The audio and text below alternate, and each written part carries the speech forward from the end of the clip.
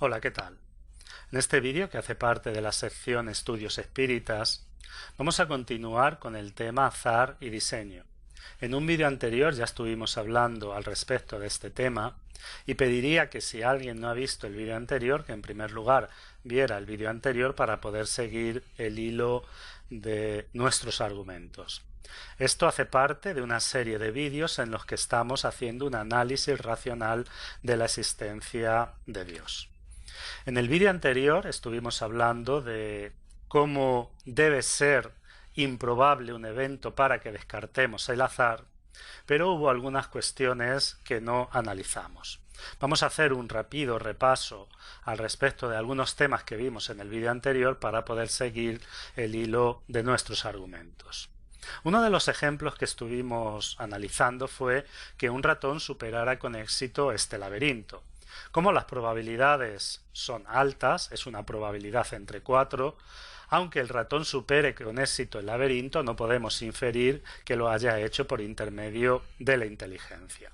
Por lo tanto, dijimos que era necesario añadir complejidad. Y una de las formas de añadir complejidad era pedir que el ratón supere con éxito el laberinto en 10 ocasiones consecutivas. Así tendríamos un evento altamente improbable. Este evento, que es altamente improbable, no significa que sea imposible.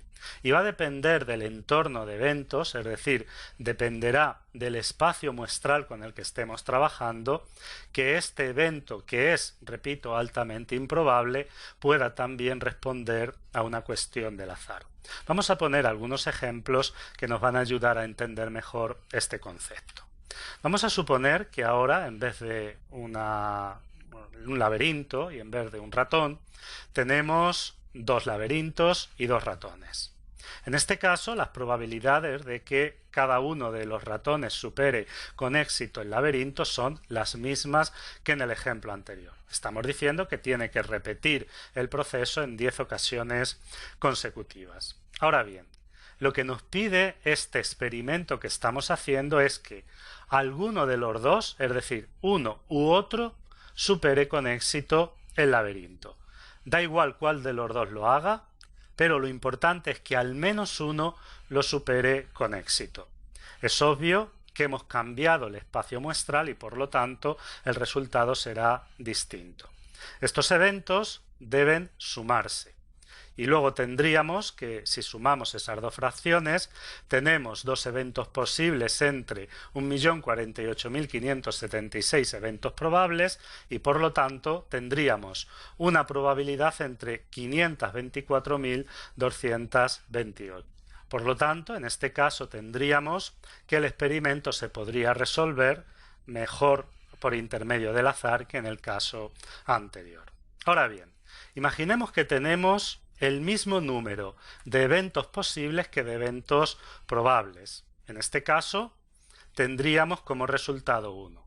Si existe el mismo número de ratones y laberintos que de eventos probables, es decir, que de posibilidades, la lógica de las probabilidades nos demuestra que al menos uno de ellos debería superar con éxito el laberinto. Esto sería lo que se llama probabilidad teórica. Y la probabilidad teórica determinaría que, aunque estamos delante de un evento altamente improbable, en este espacio muestral que hemos creado podría resolverse por intermedio del azar. Por lo tanto, la cuestión no se resuelve determinando si un evento es altamente improbable o no es altamente improbable. Será necesario hacer un estudio de todo el entorno de eventos con los que estamos trabajando para determinar si se puede explicar por intermedio del azar o no se puede explicar por intermedio del azar. La pregunta es, ¿hasta qué punto un evento es pasible de ser explicado por el azar o prescinde del azar para explicarse? Vamos a poner un segundo ejemplo que nos va a ayudar a comprender mejor lo que estamos diciendo. Tenemos esta expresión tanto lugar en su destino y vamos a calcular las probabilidades de que este texto pueda ser resultado del azar. Las probabilidades son 1 entre 29 elevada a la 26ª potencia. Hemos puesto 29 porque tenemos 27 caracteres en nuestro abecedario, tenemos un espacio y además tenemos las comas, por lo tanto tenemos 29 caracteres. Y como tenemos 26 letras incluyendo los espacios y la coma, las probabilidades serían de 1 entre 29 elevado a 26, lo que sería aproximadamente 1 entre 10 elevado a 38. Esta expresión 10 elevado a 38 nos ofrece una cantidad que posiblemente estemos muy lejos de poder comprender lo que realmente significa. No hay nada que nos pueda dar una idea de la magnitud de esta cantidad.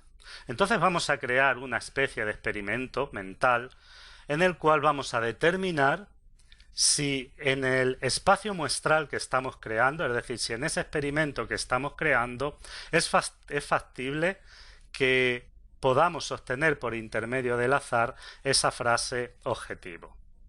Para ello voy a recurrir a un símil, el monomecanógrafo, que es un símil que se le atribuye a Thomas Huxley en un debate que mantuvo con un obispo de Oxford, Samuel Wilberforce, al respecto de la teoría de la evolución de las especies y del origen de las especies. Es algo sobre lo que no voy a entrar en estos vídeos, no voy a hacer un análisis de los conceptos de la evolución de las especies. Los espiritistas somos evolucionistas y yo creo que ustedes pueden comprender cuál puede ser mi idea a este respecto.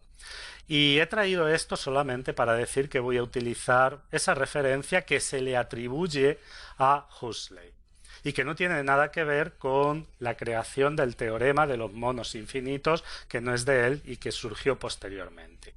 Entonces, en ese debate se cuenta que Huxley dijo que si pusiésemos a un mono a teclear al azar letras en una máquina de escribir y le diéramos suficiente tiempo, este mono sería capaz de componer alguno de los poemas de Shakespeare.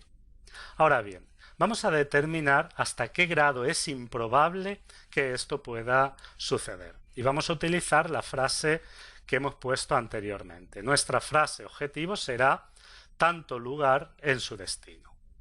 Vamos a crear un marco experimental y para este marco experimental vamos a poner en cada metro cuadrado de la superficie sólida de la Tierra un mono. Y ese mono, con una máquina de escribir, va a ser capaz de teclear 1000 cadenas de texto por minuto. Como tenemos en la superficie de la Tierra 170 billones de metros cuadrados, los monos podrán teclear cada minuto 170.000 billones de cadenas de texto.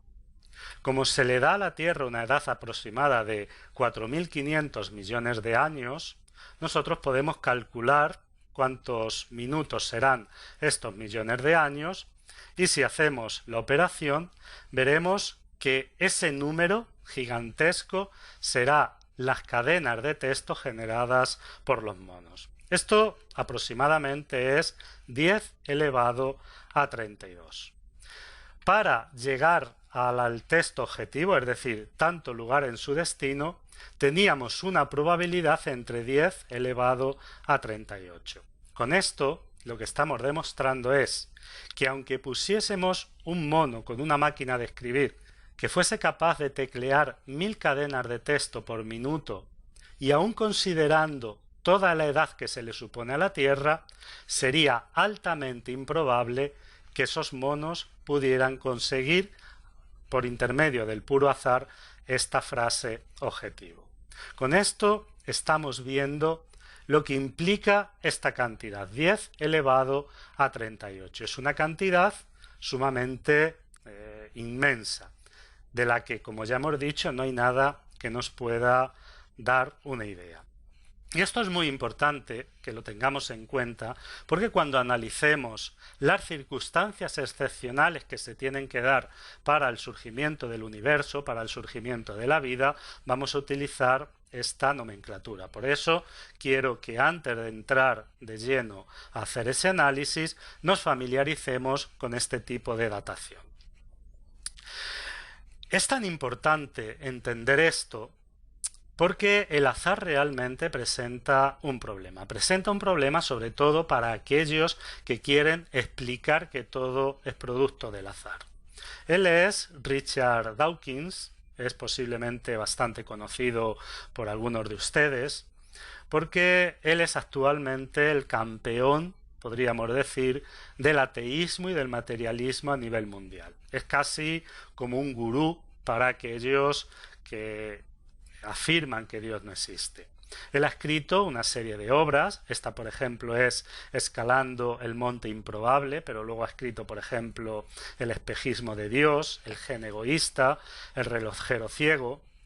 Y en este libro, Escalando el monte improbable, haciendo un análisis de lo que implica el azar, dice lo siguiente, y me parece sumamente importante que reflexionemos en sus palabras.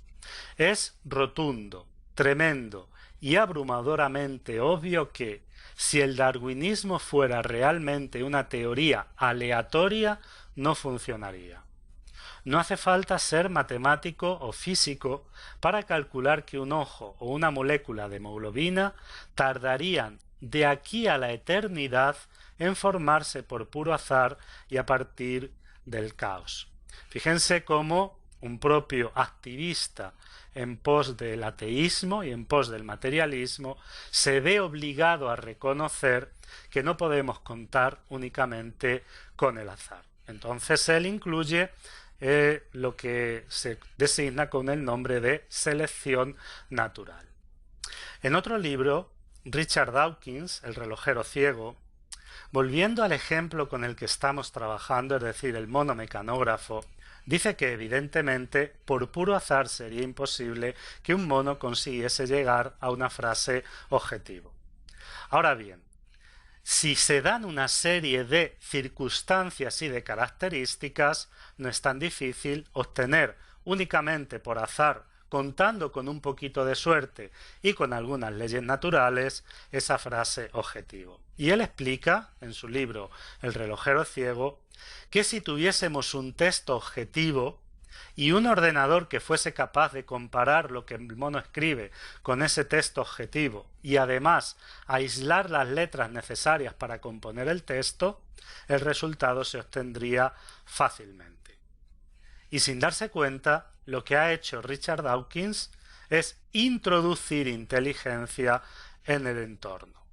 Ese entorno de eventos que le está elaborando necesita de la inteligencia, porque en primer lugar, para determinar un texto objetivo es necesario tener una previsión, una finalidad. Y esa finalidad solamente puede preverse por intermedio de una inteligencia. Richard Dawkins es muy cauto a la hora de hacer ese experimento mental y en vez de decir que una persona tiene que comparar lo que el mono escribe, recurre a un ordenador, porque el ordenador es impersonal y por lo tanto no es tan fácil recurrir a la inteligencia si estamos usando un ordenador, pero esto obviamente es una falacia, porque todos sabemos que un ordenador sin un programa no sirve para nada. Y ese programa necesita de un programador para que se ejecute y por lo tanto nuevamente ha vuelto a incluir dentro de este argumento la inteligencia. El ordenador tiene que aislar las letras necesarias para componer el texto objetivo, es decir, comparar lo que el mono está obteniendo con el texto objetivo e ir aislando esas letras necesarias. Y eso hasta ahora solamente se puede hacer por intermedio de la inteligencia. El propio Richard Dawkins termina reconociendo que ha hecho un poco de trampa a la hora de realizar este experimento mental.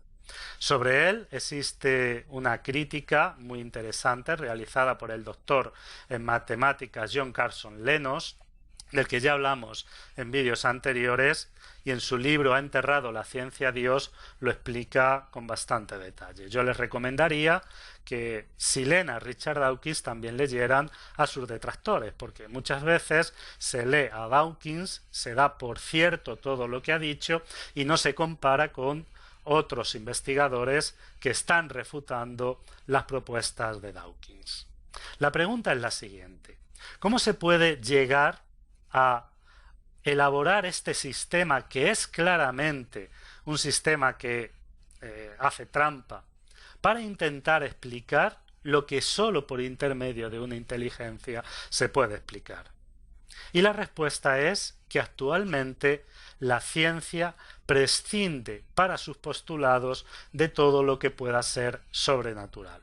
Y yo estoy de acuerdo con eso. La ciencia, si quiere ser ciencia, ha de prescindir de todo aquello que tenga una explicación sobrenatural. Ahora bien, si Dios es la inteligencia suprema, como definen los espíritus, la inteligencia no es algo sobrenatural. Por eso es por lo que dijimos en su primer momento, en un vídeo anterior, que sólo podíamos establecer la existencia de Dios considerando un Dios que actúe por intermedio de leyes naturales. Dentro de ese marco, es decir, un Dios que actúa por intermedio de leyes naturales, podemos abordar la cuestión desde un punto de vista racional. Claro está que si recurrimos al Dios antropomórfico que actúa en su creación por intermedio de milagros que se ejecutan gracias a su voluntad, nunca podremos presentar un argumento racional al respecto de la existencia de Dios. Yo creo que el tema de Dios debe abordarse desde la naturalidad de su existencia, porque el hecho de que no podamos definirlo, no podamos comprenderlo, no podamos siquiera entender qué es, no implica que sea algo sobrenatural. Con esto voy a terminar este vídeo. Espero que con estos dos vídeos hayamos podido aclarar un poco por dónde se encuentra actualmente el debate al respecto de la existencia de Dios, y en vídeos siguientes seguiremos profundizando en algunos temas que creo que pueden ayudarnos a descubrir racionalmente su existencia. Les dejo mi correo electrónico, como siempre. Debajo de suscríbete voy a poner el logo del canal, como siempre digo, para aquellos que quieran suscribirse. Muchas gracias por ver este vídeo y nos vemos en el vídeo siguiente.